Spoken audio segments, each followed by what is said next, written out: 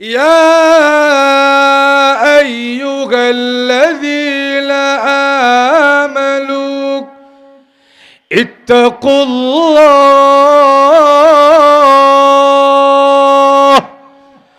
ওয়া কুনু মা'আস সাদিকিন। আল্লাহ কোরআনে বলেন, ও মানুষ, ও ঈমানদার, ইত্তাকুল্লাহ, আল্লাহকে ভয় করো, ওয়া কুনু মা'আস সাদিকিন, এবং সৎ লোকদের অন্তর্ভুক্ত হও, সৎ লোকদের সঙ্গে থাকো, দুনিয়াও কামিয়াব, আখিরাতও কামিয়াব। একটু জোরে বলুন না ভাইরা আমার। লক্ষ্য করে দেখেন, মালিক ইবনে দিনার একজন প্রসিদ্ধ আল্লাহর ওলি বুজুর্গ ছিলেন। উনি একবার কিতাবের মধ্যে আনছে, উনি একবার ওনার এলাকার কবরস্থানের পাশ দিয়ে যায়, রাত্র গভীর, তাকায় দেখে ওনার কবরস্থানের মধ্যে সাদা পোশাক পরিহিত দুইজন মানুষ কবরস্থানে বসে বসে কি জানি লেখালেখা করে। উনি ডাক দিয়ে বলেন, হ্যাঁ ভাই, আপনারা কারা? আপনাদেরকে চিনলাম না, দেখে তো আমার এলাকার মানুষ বলেও মনে হয় না। তারা ডাক দেয়া বলে, আমরা আপনার এলাকার কেউ না, আমরা আল্লাহর পক্ষ থেকে প্রেরিত ফেরেশতা। ফেরেশতা? বলে হ্যাঁ। তো এখানে কি করেন? ফেরেশতা এখানে কি করেন? বলে আমরা এই এলাকার মধ্যে জান্নাতি কারা কারা, কে কে জান্নাতি, এই জান্নাতি মানুষদের তালিকা করতেছে। মালিক ইবনে দিনার ডাক দেয়া বলেন, জান্নাতি মানুষের তালিকা যেহেতু করতেছেন, আমিও তো এই এলাকার বাসিন্দা, দেখেন আমার নামটা এই তালিকার মধ্যে আসেনি। একটু জোরে হন না। মানুষের আলাদা আলাদা তালিকা আছে, কারো কারো নাম মুনাফিকের খাতায়, কারো কারো নাম জান্নাতি মানুষের খাতায়, কারো কারো নাম জাহান্নামী মানুষের খাতায়। জোরে বলেন ঠিক না? আমাদের নামটা কার খাতায়, এই চিন্তা ফিকিরটা আমাদের মধ্যে নেই। যারা এই চিন্তা করে যে আমার নামটা কার খাতায়, তার দুনিয়াও সুন্দর হয়, আখিরাতও সুন্দর হয়। জোরে বলেন ঠিক না? সাহাবায়ে কেরাম এই ফিকিরটা করছেন যে আমাদের নামটা কোন খাতায়। খলিফাতুল মুসলিমিন আমিরুল মুমিনিন ওমর রাদিয়াল্লাহু তাআলা আনহু, উনার নামটা মুনাফিকের খাতায় আছে কিনা নাই, এটা জানার জন্য উনি দিনের পর দিন চোখের পানি ছেড়ে ছেড়ে কাঁদছেন। ভাইরা আমার, লক্ষ্য করে দেখেন, মালিক ইবনে দিনার ডাক দিয়ে বলো, ও ভাই ফেরেশতারা, দেখেন তো ওই তালিকার মধ্যে আমার নামটা আছে না নাই। ফেরেশতারা কতক্ষণ ধরে খাতার মধ্যে দেখলো, দেখা গেল না, আমাদের এই তালিকার মধ্যে মালিক ইবনে দিনার নামে কোনো ব্যক্তির নাম নেই। মালিক ইবনে দিনার রহমতুল্লাহ আলাই এই কথাটা শোনা মাত্রই উনি বেহুশ হয়ে পড়ে গেছেন। যেই মাত্র হুশ ফিরছে, উনি তাকায় দেখে একটু আগে যেই দুইজন বসে বসে লেখাজোখা করছে, এই দুইজন এখন আর এখানে নাই। উনি পাশের মসজিদে গেছে, রাত্রে গভীর, উনি চোখের পানি ছেড়ে দিয়া কাঁদে, প্রভু আমার নামটা জান্নাতি মানুষের তালিকায় নাই, আল্লাহ জানি না, আমার নাম মনে হয় জাহান্নামীদের তালিকায় উঠে গেছে। প্রভু গো, জাহান্নামে যদি দাও, আল্লাহ জাহান্নামের আগুন সহ্য করতে পারবো না। প্রভু তোমার জান্নাতি বান্দাদের তালিকায় আমার নামটা উঠায়া দাও। আল্লাহ আমি জানি আমি জান্নাতি হওয়ার যোগ্য না, আল্লাহ জান্নাতে যাওয়ার মতো নাম হলো আমার নাই। আল্লাহ তোমার দয়ায় মেহেরবানি করে আল্লাহ আমার গুনার দিকে না তাকাইয়া আল্লাহ জান্নাতি মানুষের তালিকায় নামটা উঠায়া দাও। আল্লাহ জাহান্নামে যদি দাও গো, জাহান্নামের আগুন সহ্য করতে পারবো না। আল্লাহ মেহেরবানি করে জান্নাতে দিয়ে দাও, জাহান্নামে দিও না। মালিক ইবনে দিনার সেজদায় পড়ে পড়ে চোখের পানি ছেড়ে ছেড়ে দিয়া কান্দে। কাঁদতে কাঁদতে এক পর্যায়ে মালিক ইবনে দিনারের চোখের পাতাগুলো এক হয়ে গেছে। উনি ঘুমের ঘোরের মধ্যে পড়ে গেছেন। এমনি স্বপ্ন দেখে ঘুমের মধ্যে ওই দুইজন ফেরেশতা আবার আগমন করেছে। আর ডেকে বলে, মালিক ইবনে দিনার রে, কেমনে আল্লাহরে খুশি করলি, কেমনে তোর মাওলারে খুশি করলি? তোর নাম তো আমাদের তালিকার মধ্যে ছিল না, কিন্তু আমরা যখন তালিকা করার পরে আল্লাহ রাব্বুল আলামিনের তালিকার সঙ্গে মিলাতে গিয়েছি, এমনি তাকায় দেখি আমাদের তালিকার মধ্যে তোমার নাম নাই, কিন্তু আল্লাহর তালিকার মধ্যে তুমি মালিক ইবনে দিনারের নাম উঠে গেছে। মালিক ইবনে দিনার চোখের পানি ছেড়ে ছেড়ে দিয়া বলে, আমার কোনো যোগ্যতা নাই, কোনো গুণ নাই, কিন্তু আমি নিজে নেক বান্দা না হই, উহিব্বুস সালিহিনা ওয়া লাস্তু মিনহুম, আমি নিজে ভালো মানুষ হইতে পারি নাই, আমি নিজে ভালো না, কিন্তু আমি নেককার লোকদেরকে মহব্বত করি, ভালোবাসি। আমি নেককার হইতে পারি নাই, কিন্তু নেককার লোকদের সংস্পর্শে থাকি। আমি নিজে ভালো হতে পারি নাই, কিন্তু ভালো মানুষদেরকে বন্ধু বানাই। এই জন্য আল্লাহর কাছে আমার আশা, লাআল্লাল্লাহ ইয়ারযুকুনি সালাহা, যদিও আমি এখনো নেককার হতে পারি নাই, কিন্তু যেহেতু নেককার মানুষদের সঙ্গে উঠা বসা করি, যেহেতু নেককার মানুষদের সঙ্গে আমার চলাফেরা, এজন্য আশা রাখি ওই নেককার মানুষদের উসিলায় মহান আল্লাহ একদিন আমাকেও নেককার বানায়া দিবে। ভাইরা আমার লক্ষ্য করে দেখুন, এজন্য আল্লাহর নবী, বিশ্ব নবী রাহমাতুল লিল আলামিন বন্ধু কাকে বানাবো, আল্লাহর নবী স্পষ্ট নিদর্শন দেখা গেছেন। নবীজি ডাক দেয়া বলেন, উম্মতেরা রে, ভালো বন্ধু গ্রহণ করো। ভালো বন্ধু যদি গ্রহণ করতে পারো, ওই ভালো বন্ধু তোমার দুনিয়াতেও কাজে আসবে, আখিরাতেও কাজে আসবে। দুনিয়ায় তুমি সফল, আখিরাতেও তুমি সফল হবে। নবীজি ভালো বন্ধু এবং খারাপ বন্ধু দৃষ্টান্ত দেয়। আল্লাহর নবী ডাক দেয়া বলেন, মাসালুল জালিসিস সালিহি ওয়া জালিসিস সুই কামাসালিল হামিলিল মিসকি ওয়া নাফিখিল কির।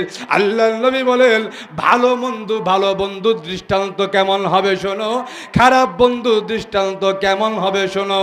নবীজি বলেন, ভালো বন্ধু দৃষ্টান্ত হইল মিসকেওয়ালা, আতরওয়ালার মতন। আতরওয়ালার কাছে যদি তুমি যাও, হয়তো তুমি আতর তার কাছ থেকে খরিদ করবা, হয়তো আতরের গান নিবে, আর না হয় সে তোমাকে আতর হাদিয়া দিবে। আতরওয়ালার কাছে যখন তুমি যাবে, হয় তুমি আতর খরিদ করবে, আর না হলে সে তোমাকে আতর হাদিয়া দিবে। যে কোনো মূল্যে তুমি আতরের ঘ্রাণ পাবে, নাপাকির গন্ধ পাবে না, ভালো বস্তুর ঘ্রাণ পাবে। আর খারাপ বন্ধুর দৃষ্টান্ত হলো ওই কামারের মতন। কামারের দোকানদারের যখন যাবে, কামারের দোকানে যখন যাবে, তুমি দেখবা হয়তো লোহার দুর্গন্ধ পাবে, আর না হলে তোমার জামা কাপড়ের মধ্যে ময়লা লাগবে। এখন আপনি যখন কামারের দোকানে যান, তাহলে হয়তো আপনার শরীরের ময়লা লাগবে, আর ময়লা না লাগলেও কমসে কম লোহার পুরা দুর্গন্ধ লই আইবে। বলেন ঠিক না? আর আতরের দোকানদারের কাছে যখন যাবেন, হয়তো আপনি আতর খরিদ করবেন, আর না হলে সে আপনাকে একটা আতর হাদিয়া দিব, লাগাই দিব। জোরে বলেন ঠিক না? কোনোভাবে মন্দ জিনিসের গন্ধ আপনার নাকে আসবে না। আর কামারের দোকানে গেলে কোনোভাবেই ভালো বস্তুর গন্ধ আপনার নাকে আসবে না। নবীজি বলেন, ভালো বন্ধু আর খারাপ বন্ধুর পার্থক্য হলো এই জায়গায়, ভালো বন্ধু যখন তুমি তার কাছে থাকবে, হয়তো সে তোমাকে ভালো ভালো কথা শোনাবে, আর না হলে সে তোমাকে ভালো উপদেশ দিবে, আর না হলে ভালো উপদেশ না দিলেও কমসে কম যতক্ষণ পর্যন্ত তুমি তার কাছে থাকবে, তোমার দ্বারা কোনো মন্দ কাজ হবে না। জোরে বলেন ঠিক না? দেখা যায় আমি নামাজ পড়ি না, কিন্তু আমার বন্ধু যখন নামাজ পড়ে, এক লগে আসরের পরে বসে বসে ব্রিজ বয়ে বয়ে আড্ডা দেই। যখন যেই মাত্র মাগরিবের আজান দিছে, মুয়াজ্জিন কদ কামাতিস সালাহ হয়, বন্ধু দেখি নামাজে যায়, আমারও তখন শরম লাগে, আমার বন্ধু নামাজ পড়তালে আমি পড়তাম না রে। জোরে বলেন ঠিক না?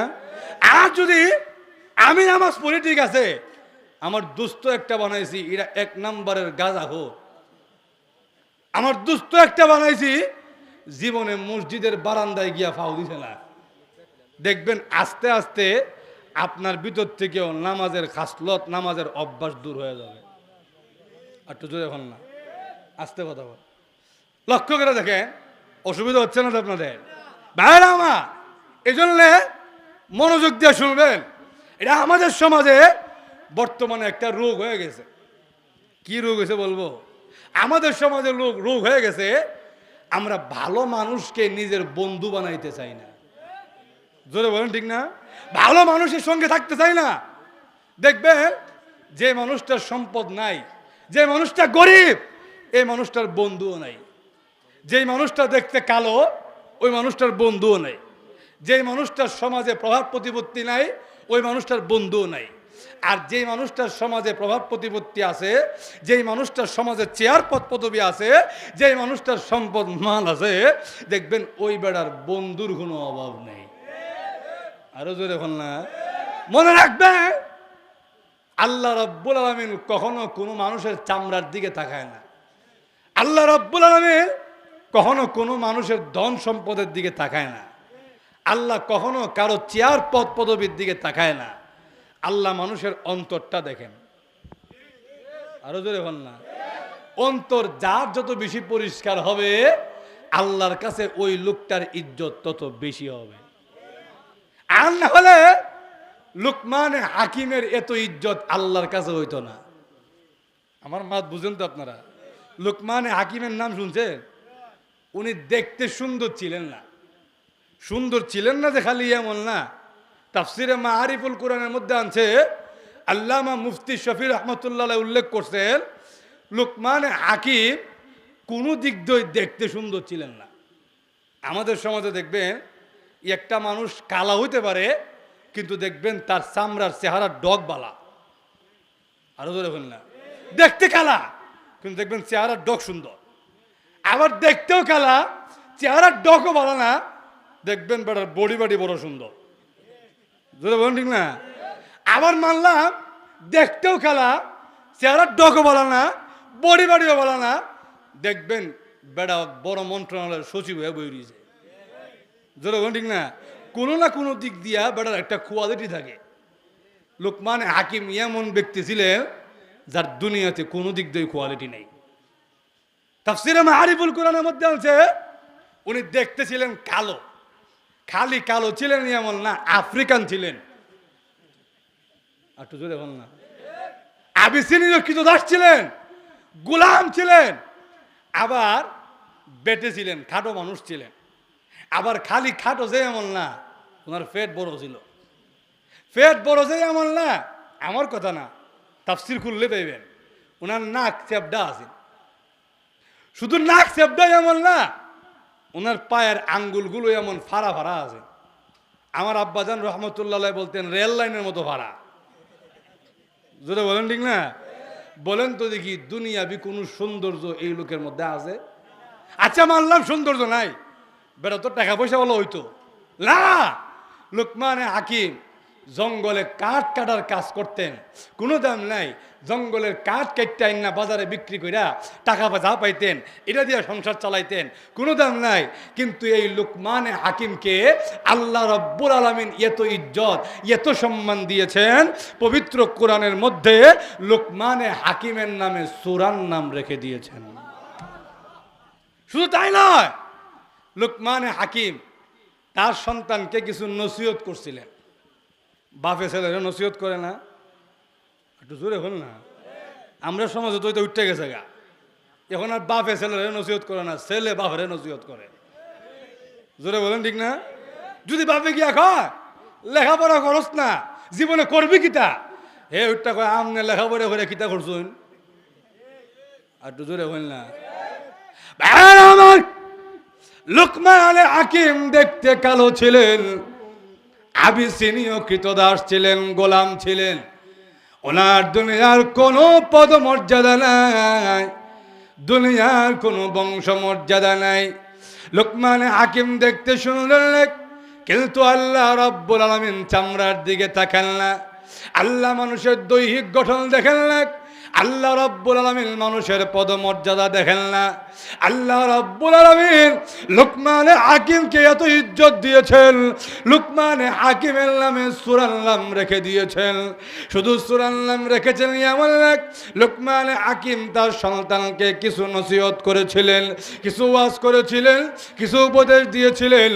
ওই উপদেশগুলো আল্লাহর কাছে এত পছন্দনীয় হয়েছে, মহান আল্লাহ লুকমানে হাকিমের উপদেশগুলো তার পবিত্র কোরআনে জায়গা দিয়েছে। শুধু তাই না, লুকমানে হাকিমকে আল্লাহ এত ইজ্জত দিয়েছিলেন, আসমান আর জমিনের যত মাখলুকাত ছিল সকল মাখলুকাত লুকমানে হাকিমকে ইজ্জত দিত। লুকমানে হাকিম যখন ওয়াজ করতেন, লুকমানে হাকিম যখন বয়ান করতেন, তার বয়ান শোনার জন্য লক্ষ লক্ষ মানুষ তার সামনে ভিড় জমাতো। একদিন লুকমানে হাকিম ভাষণ দেয়, এমনি একজন লোক দাঁড়ায় বলে, ও লুকমানে হাকিম, আপনার ওয়াজ শোনার পরে আমার অন্তরের মধ্যে একটা প্রশ্ন জেগেছে, অনুমতি যদি দেন আপনার কাছে প্রশ্ন করতে চাই, অনুমতি দেন। আমার কাছে এই প্রশ্নটা লুকায় রাখছি, এই প্রশ্নটা যদি আপনার কাছে না করি আমার দিলে শান্তি পাবে না, অনুমতি দেন, আমি আপনাকে এই প্রশ্নটা করতে চাই। লুকমানে হাকিম ডাক দিয়া বলেন, বলো কি প্রশ্ন করবে? ওই লোকটা ডাক দিয়া বলেন, আজকের থেকে ঠিক 10 বছর আগে আমার সঙ্গে একজন লোক ছাগল চড়াইতো, আমার সঙ্গে বকরি চড়াইতো, সে আমার সঙ্গে রাখাল ছিল। দেখতে আপনার মতোই এমন খালা, দেখতে আপনার মতোই এমন নাক চাপটাক, দেখতে আপনার মতন এমন পেট মোড়া, কিন্তু আপনি সেই রাখাল ছিলেন। এটা এখন বলি কেমনে বলতে পারি না, কিন্তু মনও মানে না। আমার মনে হয় ওই রাখালটা আমার সঙ্গে আপনি ছিলেন, কিন্তু বলতে পারি না। সাহস দেন, অনুমতি দেন, আপনাকে এই প্রশ্নটা করতে চাই। ওই 10 বছর আগে আমার সঙ্গে ওই রাখালটা আপনি ছিলেন মনে হয়, আমার এই প্রশ্নটা আপনাকে জিজ্ঞাসা করার আছে। এমনি লুকমানে হাকিম ডাক দিয়া বলেন, আজকের থেকে 10 বছর আগে তোমার সঙ্গে যেই লোকটা ছাগল চড়াইতো ওই লোকটা আমি নিজে লুকমানে হাকিম। তাই যদি হয় তাহলে আমি এখনো ছাগল চড়াই, আর আল্লাহ আপনাকে এত ইজ্জত এত সম্মান দিছে, আসমান জমিনের সকল মাখলুকাত আপনার এই ইজ্জত দেয়, এই বেশ কমটা কেন হইল আমার কইতে হইল? আমি এখনো রাখার আর আপনি এত বড় আল্লাহওয়ালা, পার্থক্যটা কেন হইল? এই বেশ কমটা কেন হইল? লুকমানে হাকিম ডাক দিয়ে বলো, ও আমার ভাই, 2টা কোয়ালিটি গুণ আমি অর্জন করছি, এই গুণ 2টা তুমি অর্জন করলে দুনিয়া এবং আখিরাতে তুমিও ইজ্জত পাইবা। আরো জোরে বল না। 1 নাম্বার, আমার অন্তরের মধ্যে আমি তাকওয়ার গুণ অর্জন করছি। কি গুণ? আরো জোরে বল না। তাকওয়া বুঝেননি আপনারা? আমার অন্তরের মধ্যে আমি আল্লাহর ভয় ঢুকাই দিছি, আমার প্রত্যেকটা কাজে আমার আল্লাহর ভয়ের কথা স্মরণ হয়, এই একটা গুণ আমার ভিতরে আছে। আর 2 নাম্বার হইল, আমি সহজে অনর্থক কাজ করি না। অনর্থক কাজ বুঝেননি আপনারা? কোনো কাম নাই, এমনি বয়া বয়া সময় নষ্ট করে, এমনি বসে বসে টিভি দেখে, এমনি বয়া বয়া গান শুনে, এমনি বয়া বয়া সময় নষ্ট অপচয় করে। অনর্থক কাজ কোনো মুসলমানের সৌন্দর্য হইতে পারে না। লুকমানে হাকিম বলেন, 1 নম্বরে আমি তাকওয়ার গুণ অর্জন করছি, 2 নম্বরে আমি অনর্থক কাজ ছেড়ে দিয়েছি। এই 2টা কোয়ালিটি, 2টা গুণের কারণে আল্লাহ দুনিয়া এবং আখিরাতে আমাকে সম্মানিত বানায় দিয়েছেন। ভাইরা আমার, বলেন তো দেখি, আল্লাহ চামড়ার কালারের দিকে তাকায়? আরো জোরে বল না। আল্লাহ ধন সম্পদের দিকে তাকায়? ধন সম্পদের দিকে তাকাইলে বিলাল রাদিয়াল্লাহু তাআলা কে আল্লাহ ইজ্জত দিতেন না। আরো জোরে বল না। বিলাল রাদিয়াল্লাহু তাআলা কালো গোলাম, কোনো দাম নাই, কোনো ইজ্জত নাই, ওনাকে মরুভূমিতে নিয়ে মারে, আর উনি আল্লাহু আহাদ, আহাদুন আহাদ বলে চিৎকার করে। ভাইরা আমার, নবীজি বলেন, বিলাল, তোমারা দেখি দুনিয়ায় কোনো দাম দেয় না, কিন্তু আল্লাহর কাছে যে তোর কত ইজ্জত দুনিয়ার মানুষ না জানলেও আমি বিশ্ব নবী জানি। বিলাল, মেরাজের রজনীতে আমি যখন জান্নাত ভ্রমণ করতে গেলাম, গিয়া দেখি জান্নাতের ভিতরে তুমি বিলালের পায়ের জুতার আওয়াজ শোনা যায়। আরো জোরে এখন না ভাই আমার, আল্লাহ রাব্বুল আলামিন কে কালো কে ধলা, কে সুন্দর আর কে বিশ্রী, কে ধনী আর কে গরিব, আল্লাহ দেখেন না। আল্লাহ রাব্বুল আলামিন মানুষের অন্তরটা দেখেন। অতএব যদি ভালো মনের কোনো মানুষকে নিজের বন্ধু বানাইতে পারেন, হতে পারে লোকটা কালো, হতে পারে লোকটা ধন সম্পদ নাই, হতে পারে লোকটার সমাজে প্রভাব প্রতিপত্তি নাই, কিন্তু লোকটা যদি আল্লাহ ওয়ালা হয়ে থাকে, ওই লোকটা যদি ভালো মানুষ হয়ে থাকে, এমনও হতে পারে ওই লোকটা আপনার দুনিয়া এবং আখিরাতে নাজাতের উসিলা হয়ে যেতে পারে। যদি বলেন ঠিক না ভাইরা আমার? এবার আসেন, অসুবিধা হচ্ছে না তো? অসুবিধা হচ্ছে? লক্ষ্য করে দেখেন। এবার আসেন, আপনাদের প্রশ্ন আসতে পারে, হুজুর ওয়াজ তো শুনলাম, এবার আমি বন্ধু বানাবো কাকে? কাকে দেখলে বুঝবো সে মুত্তাকি, কাকে দেখলে বুঝবো সে ভালো মানুষ? এটা আমরা বুঝাই দেন। আল্লাহ ঘুমাই গেছেন নাকি আল্লাহ জানে। জোরে বলেন ঠিক না? ভালো মানুষকে জানার দরকার আছে না? আমরা বুঝলাম ভালো মানুষকে বন্ধু বানাইতাম। এখন ভালো মানুষকে তিনটা গুণ যার মধ্যে আছে, ওই লোক ভালো মানুষ। এমন লোককে আপনি বন্ধু বানাইলে দুনিয়াতেও জিতবেন, আখিরাতেও জিতবেন। বলবো না অসুবিধা হইতেছে? অসুবিধা হইতেছে? এবার আসেন, ভালো মানুষ কেমনে বুঝবো? যার মধ্যে তিনটা গুণ আছে। এক নম্বর গুণ, যারে দেখলে আল্লাহর কথা ইয়াদ হয়। একটু হাসতে কোন সুবহানাল্লাহ। ভালো মানুষের এক নম্বর গুণ হইল, যাকে দেখলে আল্লাহর কথা ইয়াদ হয়, সেই লোকটা ভালো মানুষ। ওই লোকটাকে বন্ধু বানাইলে দুনিয়াতেও জিতবেন, আখিরাতেও জিতবেন। এক নম্বর। দুই নম্বর, যার কথা শুনলে আমার জ্ঞান বাড়ে। যার মজলিসে বসলে আউল ফাউল কথা কই এমন না, যার কথা শুনলে আমার জ্ঞান বাড়ে, যার কাছে পরামর্শ চাইলে সুপরামর্শ দেয়, যার কথা শুনলে আমার মগজ বড় হয়, মস্তিষ্ক প্রসারিত হয়, এমন লোক ভালো মানুষ। এমন লোককে বন্ধু বানাইলে দুনিয়াতেও জিতবো, আখিরাতেও জিতবো। তিন নাম্বার, যার আমল দেখলে, যার নামাজ দেখলে, যার সিয়াম দেখলে, যার যাকাত দেখলে, যার হজ দেখলে, যার তেলাওয়াত শুনলে আমার আখিরাতের কথা ইয়াদ হয়ে যায়। কিয়ামতের কঠিন ময়দানে আল্লাহর সামনে দাঁড়াইতে হবে, এই কথা ইয়াদ হয়ে যায়। যার আমল দেখলে বুঝতে হবে ওই লোকটা ভালো মানুষ। ওই লোকটাকে বন্ধু বানাইলে দুনিয়াতেও জিতবো, আখিরাতেও জিতবো। জোরে বলেন ঠিক না? এই তিনটা গুণের কথা মনে থাকবো নি? একটু জোরে বল না। এক নম্বরে মুখস্থ রাখবেন, যারে দেখলে আমার আল্লাহর কথা ইয়াদ হয়। যার টুপি দেখলে আল্লাহর কথা ইয়াদ হয়, যার চেহারা দেখলে আল্লাহর কথা ইয়াদ হয়, যার দাড়ি দেখলে আল্লাহর কথা ইয়াদ হয়, যার পাঞ্জাবি দেখলে আল্লাহর কথা ইয়াদ হয়, ওই লোকটা ভালো মানুষ, কোনো সন্দেহ। আরো জোরে এখন না। দুই নাম্বার, যার কাছে গিয়া বসলে আমার জ্ঞান বাড়ে, যার কথা শুনলে আমার জ্ঞানের বাউন্ডারি প্রসারিত হয়, যার কাছে পরামর্শ চাইলে সুপরামর্শ দেয়, ওই লোকটা ভালো মানুষ। তারা বন্ধু বানাইলে দুনিয়াতেও জিতবো, আখিরাতেও জিতবো। তিন নম্বর, যার আমল দেখলে আমার আখিরাতের কথা ইয়াদ হয়ে যায়, ওই লোকটা ভালো মানুষ। তাকে বন্ধু বানাইলে দুনিয়াতেও সফল, আখিরাতেও। আরো জোরে বলেন ভাইরা আমার। এই তিনটা জিনিস যদি আমরা স্মরণ রাখতে পারি, ইনশাআল্লাহ আমরা কোনো খারাপ মানুষকে আর বন্ধু বানাইতাম। আরো জোরে বলেন ভাইরা আমার। লক্ষ্য করে দেখুন, বন্ধু যদি বানাইতে হয়, এমন মানুষকে বন্ধু বানাবো যেই লোকের কারণে আমার দুনিয়াও সফল, আখিরাতেও সফল।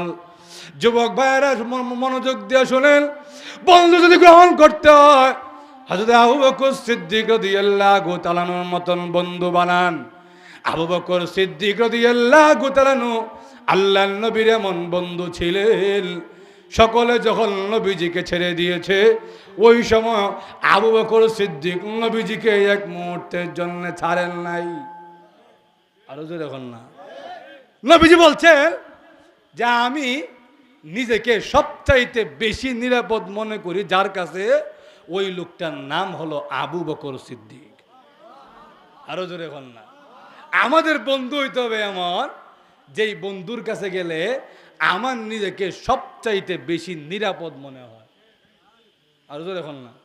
আমরা এমন বন্ধু বানাই যেই বন্ধুর কাছে আমার নিজের ইজ্জত সম্মানের কোনো হেফাজত নাই। আমার লগে এক কথা, আমার দূরে গেল ওই বাজারের দোকানে বই আমার বদনাম আরম্ভ করে দেয়। যেমন বন্ধু আমাদের নাই, আরো দূরে গেল না। আল্লাহ নবী সাহাবী আবু বকর সিদ্দিক রাদিয়াল্লাহু তাআলা নবীজির এমন বন্ধু ছিলেন। আল্লাহর নবী যখন মেরাজের রজনীতে মেরাজের সফর শেষ করে মক্কায় ফিরে এসেছেন, পরের দিন সকালবেলায় নবীজির আশঙ্কা হয়, আমি যদি মক্কার মানুষের কাছে আমার মেরাজের কথা প্রচার করি, আমার কথা বিশ্বাস করবে না। আমি এক রাত্রে সপ্তম আসমান ঊর্ধ্ব জগৎ ভ্রমণ করেছি, এই কথা মক্কার কোনো মানুষ বিশ্বাস করবে না। নবীজির মনের মধ্যে ভয় হয়, আমি যদি বলি এমনি আমাকে পাগল পাগল বলে ডাকে, এখন না জানি আমাকে আরো কত বদনাম করে, কত বদ উপাধি দেয়। আল্লাহ নবী সাহস পায় না, কিন্তু নবীজি স্মরণ হয়ে গেছে। আল্লাহ আমাকে আদেশ করেছেন, এখন নবীজি আমি আপনার কাছে যা ওহী নাজিল করেছি, আপনার দায়িত্ব হলো আপনার রিসালাত সম্পূর্ণ মানুষের কাছে পৌঁছায়া দিতে হবে। এখন নবীজি মেরাজের ঘটনা আপনি গোপন রাখতে পারবেন না, সকলের সামনে আপনাকে প্রচার প্রসার করতে হবে। নবী যখন প্রচার প্রসার করা আরম্ভ করলেন, মক্কার কাফেররা একজন আর একজনের দিকে তাকায়া হাসে, আর ডেকে ডেকে বলে, তোমরা কারা গো? শুনেছ নি মুহাম্মদ কি কথা বলে? একবার শুনছ? মুহাম্মদ ডাক দেয়া বলে, সে নাকি একবার আজকে রজনীতে এক রজনীর মধ্যে বাইতুল মুকাদ্দাস সফর করেছে, ঊর্ধ্ব জগৎ ভ্রমণ করে এসেছে। মুহাম্মদের এই কথা আমাদের বিশ্বাস হয় না। এমনি আবু জাহেল আবু বকর সিদ্দিক রাদিয়াল্লাহু তাআলার কাছে ডাক দিয়া বলেন, আবু বকর, এতদিন পর্যন্ত তোমার নবী যা বলেছে আমরা মিথ্যা বললেও তুমি আবু বকর সত্য বলেছো, তুমি অস্বীকার করো নাই। আজকে তোমার মুহাম্মদ, তোমার সাথী, তোমার বন্ধু এমন এক সংবাদ বাজারে নিয়ে এসেছে, এই সংবাদ তুমি শোনা মাত্রই তুমিও বুঝে ফেলবে তোমার সাথী মুহাম্মদ সে কোনো সত্য নবী না, এমন কথা কোনো সত্য নবী বলতে পারে না। তোমারও বিশ্বাস হয়ে যাবে তোমার নবী মুহাম্মদ সত্যবাদী না মিথ্যাবাদী। আর আসতে কোন নাউজুবিল্লাহ। আবু বকর ডাক দেয়া বলে, আমার নবী কি এমন বলেছে যে আমি আবু বকর বিশ্বাস করতে পারবো না? এমনি আবু জাহেল ডাক দেয়া বলে, তোমার বন্ধু মুহাম্মদ সে গত রাতে এক রজনীর ভিতরে মক্কা থেকে বাইতুল মুকাদ্দাস সফর করেছে। শুধু বাইতুল মুকাদ্দাস সফর করেছে এমন না, সে নাকি ঊর্ধ্ব জগৎ ভ্রমণ করে এক রজনীর ভিতরে আবার মক্কা নগরীতে ফিরে এসেছে। এমন কথা কোনো সুস্থ মানুষ বলতে পারে না, কোনো সুস্থ মানুষও বিশ্বাস করতে পারে না। এমনি আবু বকর সিদ্দিক রাদিয়াল্লাহু তাআলা ডাক দিয়া বলেন, আরে আবু জাহেল, আমার নবীর মুখ দিয়ে এই কথা বের হয়েছে? বলে, হ্যাঁ, তোমার নবী নিজের মুখে মুখে এই কথা প্রচার করতেছে। এমনি আবু বকর সিদ্দিক রাদিয়াল্লাহু তাআলা ডাক দিয়া বলেন, আবু জাহেল রে, আমার নবীর জবান দিয়া যদি এই কথা বের হয়ে থাকে, সকলে অবিশ্বাস করলেও আমি আবু বকর একটা মুহূর্তের জন্যও সন্দেহ করতে পারি না।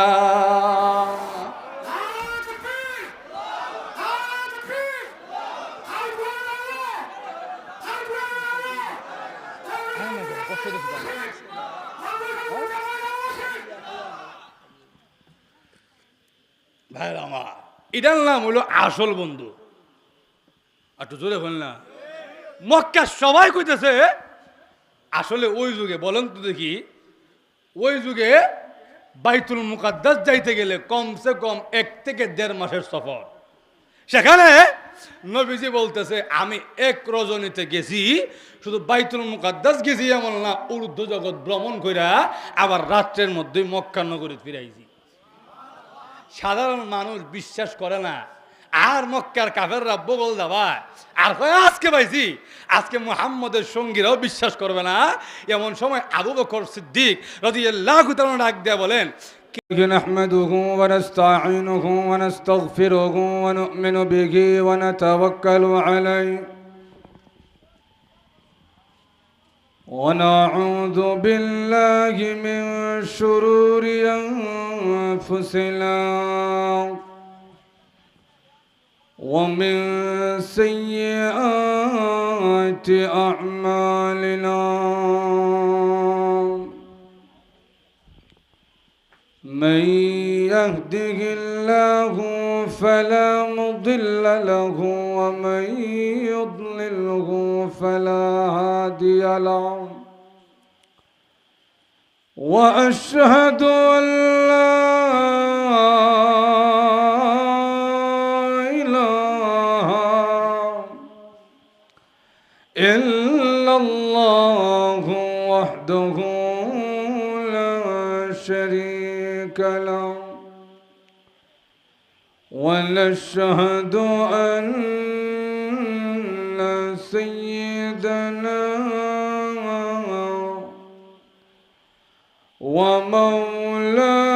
ومولانا محمدا عبده ورسوله الذي أرسل إلى الناس كافة بشيرا ونذيرا وداعيا إلى الله بإذنه وسراجا منيرا أما بعد فقد قال الله تعالى في كلامه المجيد وفرقانه الحميد أعوذ بالله من الشيطان الرجيم بسم الله الرحمن الرحيم ويوم يعض الظالم على يديه يقول يا ليتني اتخذت مع الرسول سبيلا يا ويلتى ليتني لم أتخذ فلانا خليلا لقد أضلني عن الذكر بعد إذ جاءني وكان الشيطان للإنسان خذولا وقال رسول الله صلى الله عليه وسلم المرء على دين خليله فلينظر أحدكم من يخالل صدق الله العظيم وصدق رسوله النبي الكريم ونحن على ذلك لمن الشاهدين والشاكرين والحمد لله رب العالمين صلى الله على سيدنا ومولانا محمد وعلى آله وأصحابه وسلم বনবিষ্ণুপুর মোকামবাড়ি জামে মসজিদ কমিটির উদ্যোগে আয়োজিত আজকের বার্ষিক ইসলামী মহাসম্মেলনে অত্যন্ত শ্রদ্ধাভাজন সভাপতি দামাত বারাকাতুহুম, উপস্থিত মুআজ্জাজ মুকাররম ওয়াজিবুল ইহতিরাম উলামায়ে কেরাম, সুধী মণ্ডলী এবং সর্বস্তরের ধর্মপ্রাণ মুসলমান ভাইরা, পর্দার অন্তরালে অবস্থানরত অত্যন্ত শ্রদ্ধেয়া মা ও বোনেরা, সর্বপ্রথম সেই মহান আল্লাহ পাকের আলীশান দরবারে শুকরিয়া আদায় করছি, যিনি অত্যন্ত দয়া এবং মায়া করে এই প্রতিকূল আবহাওয়া উপেক্ষা করে কোরআন এবং হাদিসের আলোচনা করার জন্যে, শোনার জন্যে আজকের এই মুবারক মাহফিলে আমাদেরকে শরীক হওয়ার তৌফিক দান করেছেন। এজন্য সকলেই জোরে সোরে অন্তরের অন্তঃস্থল থেকে কালিমাতুশ শুকুর আদায় করছি, আলহামদুলিল্লাহ। আমি আপনাদের সামনে পবিত্র কোরআন শরীফের সূরাতুল ফুরকানের কয়েকখানা আয়াতে কারিমা তিলাওয়াত করেছি। রাসূল করিম সাল্লাল্লাহু আলাইহি ওয়াসাল্লামের রেখে যাওয়া অসংখ্য অগণিত হাদিস মুবারক থেকে একখানা হাদিস পাঠ করেছি। এই আয়াত এবং হাদিসকে সামনে রেখে যে আলোচনাটা পেশ করতে চাই সেটি হলো, মানুষ একটি সামাজিক জীব।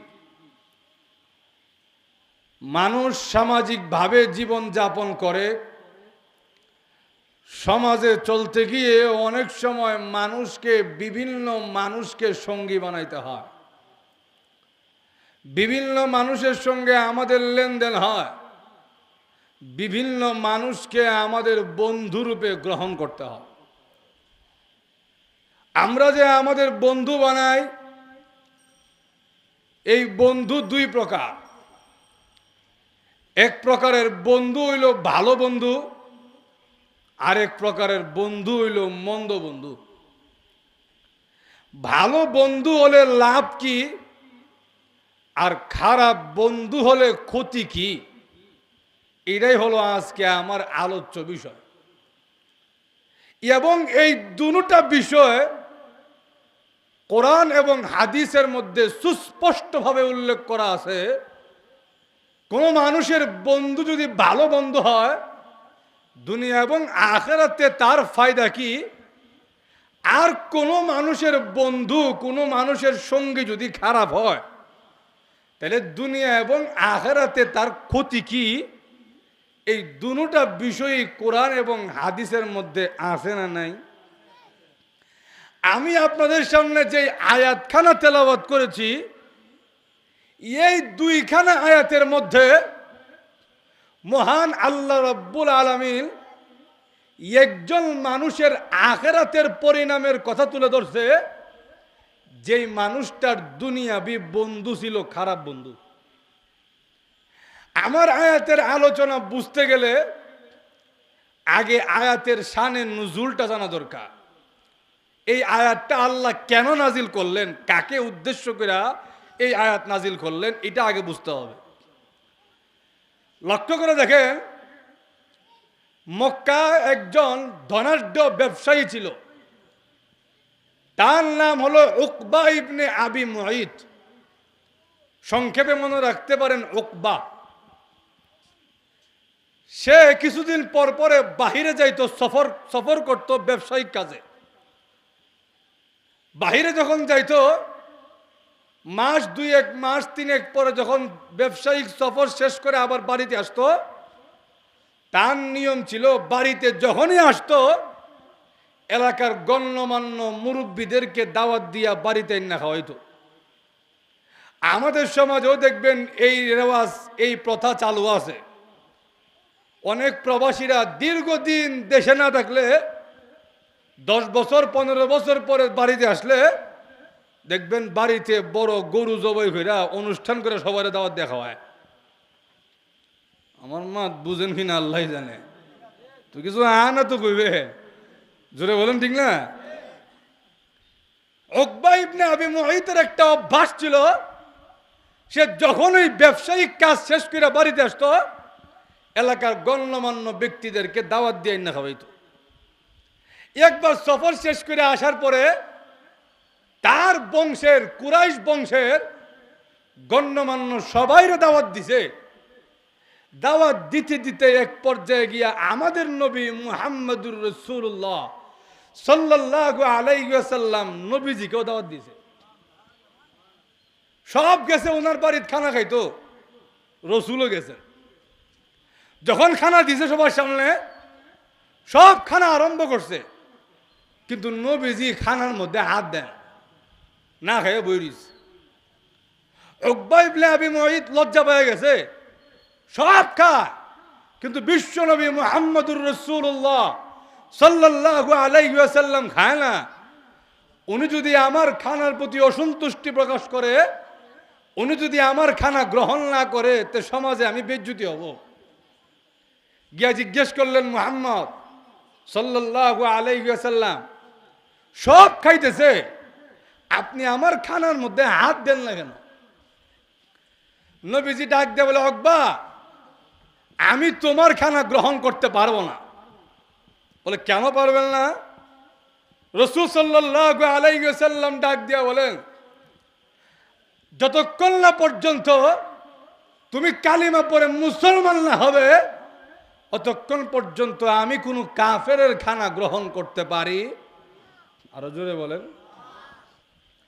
উকবা ইবনে আবি মুঈত এমন বিপদের মধ্যে পড়ছে, সে কালিমাও গ্রহণ করতে পারতেছে না, আবার কালিমা গ্রহণ না করলে মুহাম্মদ খাবে না। নবী যদি না খায় এলাকায় তার বদনাম হবে যে উকবা ইবনে আবি মুঈতের বাড়িতে গিয়া আমাদের বংশের একজন লোক না খেয়ে আসছে, তার সমাজের মধ্যে নাক কাটা হবে। সে চিন্তা করলো যে কোনো মূল্যে এখন সামাজিকতা রক্ষা করা দরকার। আরবদের একটা অভ্যাস আছে, এখনো আছে।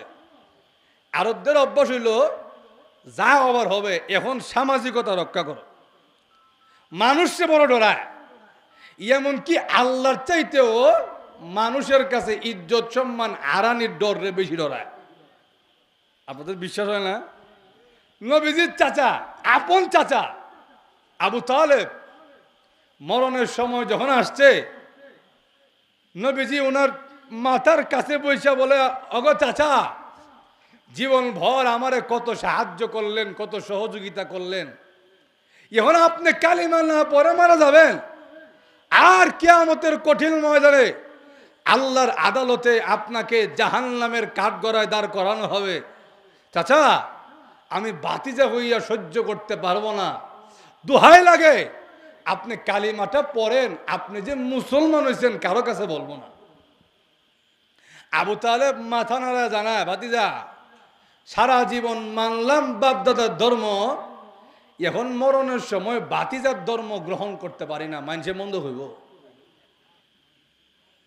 নবীজি বলেন, চাচা, আপনার পড়তে হবে না, আমি কালিমাটা পড়ি, আপনি শুধু আমার সঙ্গে সঙ্গে মুখটা নাড়ান, তাও তো কিয়ামতের কঠিন ময়দানে আমি বলতে পারবো, আল্লাহ, আমার চাচা আমার সঙ্গে সঙ্গে মুখ নাড়ায় কালিমা পড়ছে। কিয়ামতের কঠিন ময়দানে আল্লাহর আদালতে আপনার উপরে আমি সুপারিশ করব, দোহাই লাগে কালিমাটা পড়েন, কিয়ামতের আগ পর্যন্ত কেউ জানবে না আপনি যে মুসলমান হয়েছেন। চাচা কয়, ভাতিজা, যা ঘটে সমাজে তা অল্প হইলেও রটে, আমি মুসলমান হব আর মানুষ জানবে না, এমনটা হইতে পারে না। আমি জানি তোমার ধর্ম না মানলে আজীবন জাহান্নামের আগুনে জ্বলতে হবে, আর তোমার ধর্ম গ্রহণ করলে কিয়ামত পর্যন্ত দুনিয়ার মানুষ আমাকে মন্দ বলবে, কাপুরুষ বলবে। আন্নারু খায়রুম মিনাল আর, সমাজের মানুষের কাছে লাঞ্ছিত হওয়ার চাইতে চিরকাল জাহান্নামের আগুনে জ্বলা ভালো। একটু জোরে কর না। আরবের মানুষের কাছে ইজ্জত হারানোর ভয়টা আল্লাহ চাইতে বেশি ছিল। উকবা ইবনে আবি মুঈত চিন্তা করলো, এখন যদি আমি কালিমা গ্রহণ না করি, মুহাম্মদ আমার ঘরে খানা খাবে না, আর মুহাম্মদ আমার ঘরে খানা না খাইলে আমি সমাজে মুখ দেখাইতে পারবো না। সে ডাক দেখা, মুহাম্মদ যদি কালিমা পড়ি আপনি খানা গ্রহণ করবেন? নবীজি বলেন 1000 বার করব। জোরে বলেন ঠিক না? কারণ বিশ্ব নবীকে আল্লাহ রাব্বুল আলামিন একটা মিশন দিয়ে পাঠাইছিলেন, আগো নবীজি আপনাকে আমি আল্লাহ দায়িত্ব দিলাম লিতাকুনা মিনাল মুনজিরিন, আপনার অন্তরে আমি আল্লাহ কোরআন নাজিল করলাম, কোরআনের ইলম ঢেলে দিলাম, যেন আপনি মানুষকে সতর্ক কইরা জাহান্নামের রাস্তা থেকে ফিরাইয়া জান্নাতের রাস্তা দেখায় দিতে পারেন। নবীজি বলেন, তুমি যদি কালিমা পড়ো আমার আর খানা গ্রহণ করতে কোনো অসুবিধা আর হুজুর এখন না।